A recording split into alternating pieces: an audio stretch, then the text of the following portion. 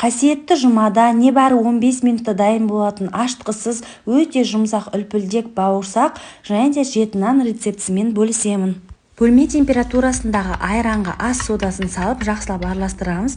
Көлем жағынан ұлғайып реакцияға түседі. Електен өткізілген ұнға құмшекер, тұз, жұмыртқа саламыз. Соңынан айранымызды құйып, қолымызбен жұмсақ қамыр елеп аламыз. Соңынан сұйық майды құямыз. Барлығын жақсылап араластырып, бетін жауып 10 минутқа тұндырып қоямыз. Қамырды 2 бөлікке бөліп, бір бөлігін теңде 7 бөлікке бөлеміз. Дөңгелек формаға келтіріп, 7 шелпектің формасын беріп, оқтаудың көмегімен дөңгелектеп жайып шығатын боламыз. Қамырдың екінші бөлігін ұн себе отырып, орташа қалыңдықта жайып шығамыз. Қалауымыз бойынша кесеміз. Қызып тұрған майға алдымен шелпектерімізді екі бетін аудара отырып, орташа отта пісіріп алатын боламыз. Сонан соң бауырсақтарымызды пісіріп аламыз.